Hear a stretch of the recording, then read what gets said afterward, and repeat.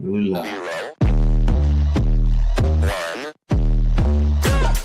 Let's get started. Hello, everybody. Welcome to the show. We're coming to you live from Baltimore, Maryland, where we are talking about a couple of things in our new, very high effort content so that YouTube doesn't say that despite all the watch hours we really get, that none of it counts because of reasons that we can't figure out.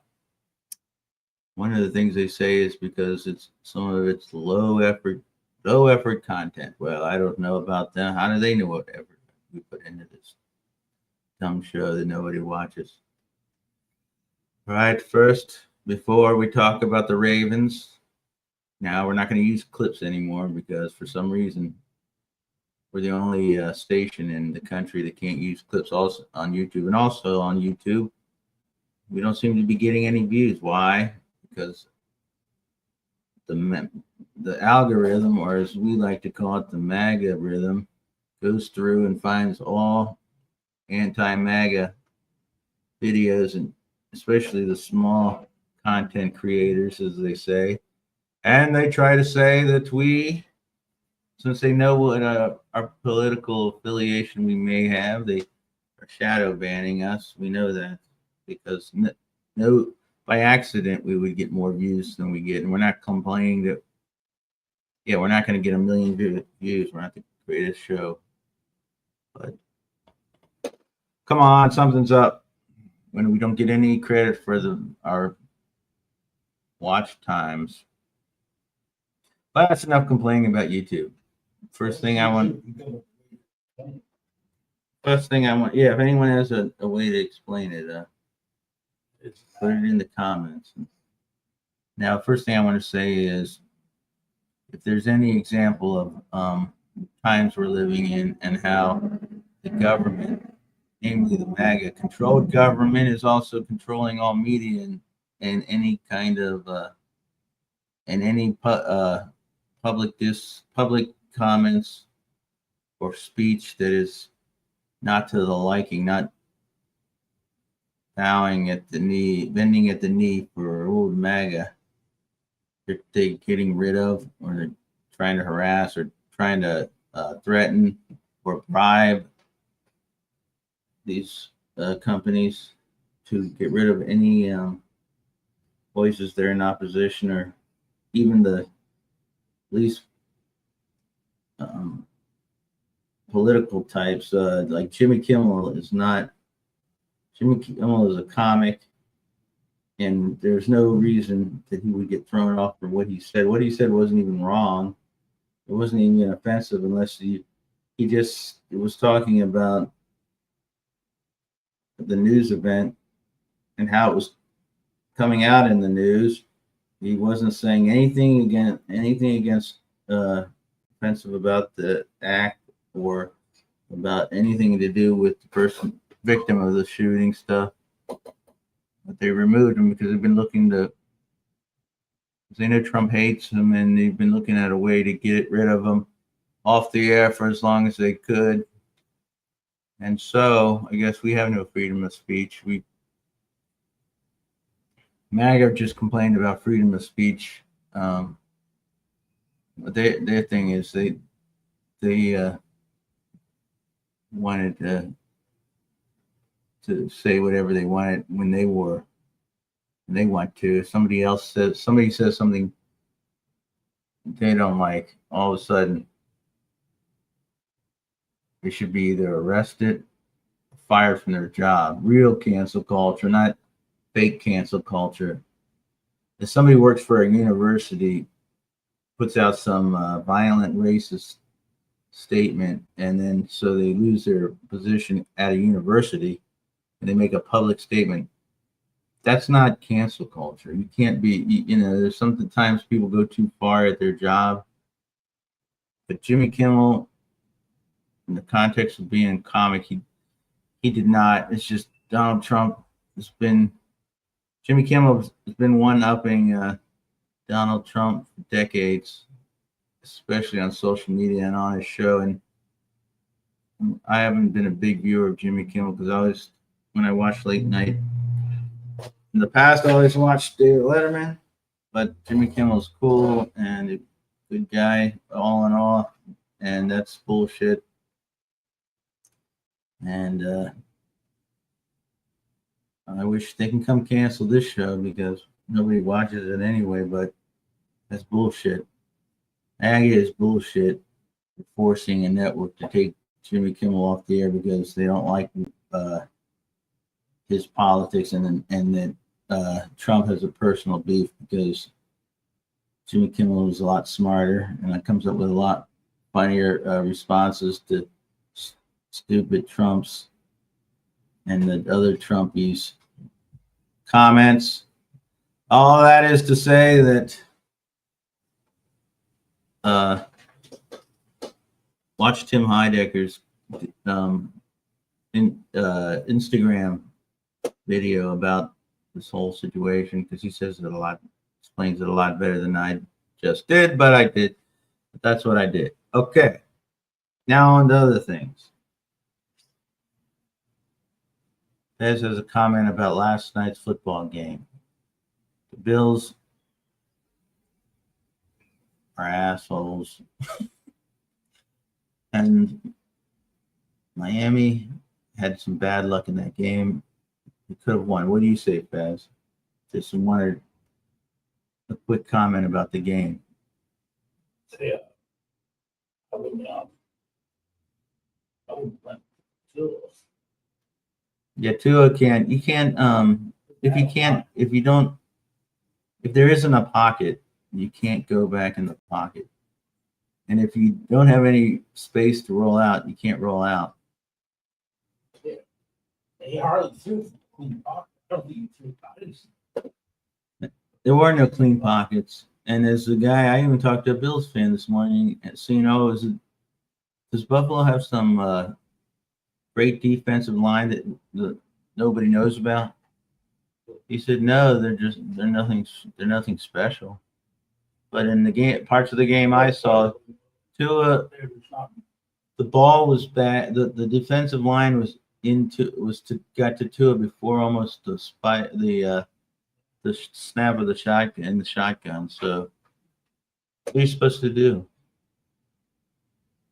Oh, that guy ran into the punter. That's bullshit. The score was tied, and the Bills were kicking it back to the Dolphins. So the Dolphins showed up. The Bills, I think, are going to be riding high in September and low in February or January and February because it's one of those teams that think you win the Super Bowl in September. And they were at home on a Thursday night. Miami had to travel on a short week with all this adversity. And Buffalo failed to cover. So I think the Ravens now I have more confidence that the Ravens season is back. Okay, now I'm going to preview the Detroit Ravens game. All right. Let's see. It's going to be called When Darkness Falls, Week 3. It's going to be at M&T Bank Stadium. It's the Ravens' first Monday night since 2021. Fez says Ravens victory in a high-scoring game. I hate this, though. Here's the bad part. The Baltimore will break out all black uniforms. They look like they're wearing leggings. Don't like it. It's not a good look for the Ravens. It's going to be Monday night at 8:15 at M&T Bank. It should be a great game because I like Detroit's a cool team. With it's a Jackson versus Goff. Yeah, offense. Really good. The defense. Very suspect. Okay, as you get both teams are coming off victories. but they need to win. Detroit was 52. Detroit defense is still no good. Defense.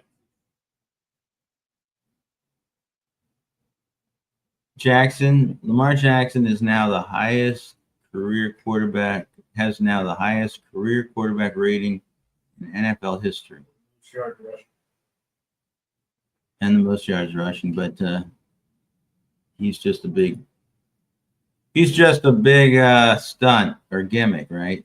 It's what even the people, 2.6. Like, even though the people, well, that's okay if anyone else from another city says it, because that's what the media here in Baltimore says. Mike Preston, the Baltimore Sun, gave a grade of C+ for Lamar, and Fez was at the game. He knows more in his whole body football than. Yeah, how can you? Mike Preston's forgotten in his little finger, or reverse. 4 touchdown passes, no interception, and get a C+. That's like getting failing Einstein on it. You're gonna fail. So it's one.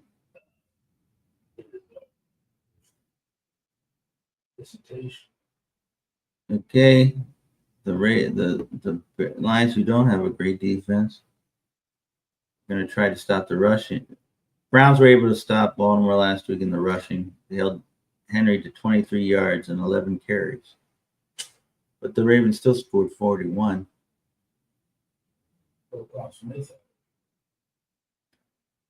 No one's going to believe this, but Baltimore's record in primetime games under Coach Harbaugh is 43-19, best in the NFL since his tenure began in 2008. Yeah, right. Wild card X factors are DeAndre Hopkins and cornerback Chidobe Awuzie. Detroit has explosive receivers Amon-Ra St. Brown and Jamison Wilson. Yeah, awesome. Person under a lot of pressure, not pressure, but has to have a great game, is Quan Smith. And for the Ravens to win. And let's see what the odds are. Ravens, Lions. So it should be an entertaining game. Both cool teams. Ravens and Lions could be a Super Bowl preview, maybe. Although both teams are in big. There's a lot of pressure to win because you don't want to go 1-2. Let's see what the line. Okay. The Lions versus the Ravens. Let's see. Baltimore is 4.5-point favorites. And the over-under is 53.5. Probably take the over, right? 31-27. That says 31-27 Ravens. It's going to be an exciting game. I'm sure it's going to be high scoring down to the end. I don't think. Has Detroit been here? How many times has Detroit ever played in Baltimore? I think a couple of years back, maybe it's the only time, but two teams that don't play each other much. All right, that's the show for the day. And stupid MAGA is going to try to shut down all the free press in this country. But the Monday night game here in Baltimore on Monday night is going to be really exciting. And so that's all for the show for today. And we will all see you all on the next episode.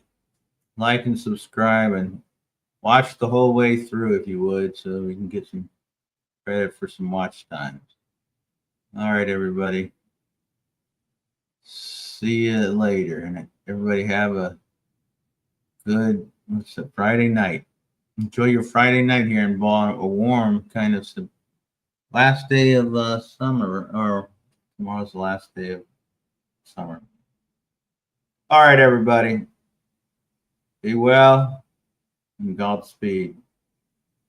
And keep fighting MAGA. Okay. And everybody, have a great night. Thanks.